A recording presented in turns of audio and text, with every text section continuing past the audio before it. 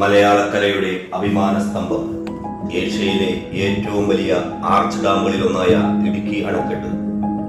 കുറുവൻ കുറത്തി മലകളെ ബന്ധിച്ചു നിൽക്കുന്ന ഈ മഹാവിസ്മയം ഇന്ന് കേരളത്തിന്റെ വൈദ്യുതി ആവശ്യങ്ങളിൽ വലിയൊരു പങ്ക് വഹിക്കുന്നു. എന്നാൽ ഈ അണക്കെട്ടിന് പിന്നിൽ ഒരു ചരിത്രമുണ്ട്. വന്യമൃഗങ്ങൾ വിഹരിച്ചിരുന്ന ഇടുക്കിയുടെ കൊടും കാടിനുള്ളിൽ ഒളിഞ്ഞിരുന്ന ആ രഹസ്യം ലോകത്തിന് കാട്ടിക്കൊടുത്ത ഒരു മനുഷ്യന്റെ കഥ. അതാണ് കരുവെള്ളയാൻ കൊലുമ്പൻ എന്ന കൊലുമ്പൻ മൂപ്പൻ. 1922 ഈ ചരിത്രം ആരംഭിക്കുന്നത്. മലങ്കര എസ്റ്റേറ്റ് സൂപ്രണ്ടായിരുന്ന WJ ജോൺ തോട്ടം നിർമ്മാണത്തിനുള്ള സ്ഥലം തേടി ഇടുക്കിയിലെ കാനനങ്ങളിൽ എത്തിയത്. ദുർഘടമായ പാതകളും വന്യമൃഗങ്ങളും നിറഞ്ഞ ആ വനത്തിനുള്ളിൽ വഴികാട്ടിയായി എത്തിയത് ഊരാളി വംശജനായ കൊലുമ്പൻ മൂപ്പനായിരുന്നു. വേട്ടയാടാൻ ഇറങ്ങിയ അവർക്കിടയിൽ വെച്ചാണ് മൂപ്പൻ ആ വലിയ സത്യം വെളിപ്പെടുത്തിയത്. പെരിയാറും ചെറുതോണിപ്പുഴയും സംഗമിക്കുന്ന ഇടുങ്ങിയ മലയിടുക്കുകൾക്കിടയിലെ ആ പ്രദേശം മൂപ്പൻ ജോണിന് കാണിച്ചു കൊടുത്തു.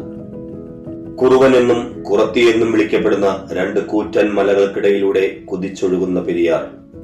ഈ മലകളെ ബന്ധിപ്പിച്ചുകൊണ്ട് ഒരു അണക്കെട്ട് നിർമ്മിച്ചാൽ കേരളത്തിന് ആവശ്യമായ വൈദ്യുതി ഉൽപ്പാദിപ്പിക്കാമെന്ന് WJ ജോൺ തിരിച്ചറിഞ്ഞു.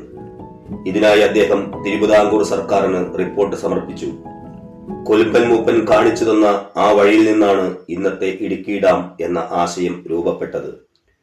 1932 ഇറ്റാലിയൻ എഞ്ചിനീയർമാർ വന്ന് സ്ഥലം പരിശോധിക്കുകയും അണക്കെട്ടിന് അനുയോജ്യമാണെന്ന് സാക്ഷ്യപ്പെടുത്തുകയും ചെയ്തു. ഇടുക്കി അണക്കെട്ടിന്റെ ഓരോ ശിലയിലും കൊലുമ്പൻ മൂപ്പന്റെ സ്മരണകളുണ്ട്. അണക്കെട്ടിന്റെ നിർമ്മാണ സമയത്ത് വേണ്ട സഹായങ്ങൾ നൽകാനും വനത്തെ അടുത്തറിയാവുന്ന മൂപ്പന്റെ സാന്നിധ്യം വലിയ കരുത്തായിരുന്നു. എന്നാൽ തന്റെ സ്വപ്ന പദ്ധതി പൂർത്തിയാകുന്നത് കാണാൻ അദ്ദേഹം അധികകാലം ജീവിച്ചിരുന്നില്ല. 1970കളിൽ അണക്കെട്ട് പൂർത്തിയായപ്പോൾ ലോകം മുഴുവൻ ആ എഞ്ചിനീയറിംഗ് വിസ്മയത്തെ വാഴ്ത്തുമ്പോൾ അതിന്റെ ആദ്യ വഴികാട്ടിയായ കൊലുമ്പൻ മൂപ്പൻ വിസ്മരിക്കപ്പെടുകയായിരുന്നു. ഇന്ന് ഇടുക്കി ഡാമിന് സമീപം കൊലുമ്പൻ മൂപ്പന്റെ ഒരു പ്രതിമയുണ്ട്. വരും തലമുറകൾക്ക് ഈ ചരിത്രം പറഞ്ഞുകൊടുക്കാൻ കാടിന്റെ മകനായി ജനിച്ച് നാടിന്റെ വെളിച്ചത്തിന് വഴികാട്ടിയായ ആ മഹാനായ മൂപ്പനെ നമുക്ക് എന്നും ഓർക്കാം. ഇടുക്കിയിലെ ഓരോ മണൽത്തരിയും ഇന്നും കൊലുമ്പൻ മൂപ്പന്റെ കഥ പറഞ്ഞുകൊണ്ടേയിരിക്കുന്നു.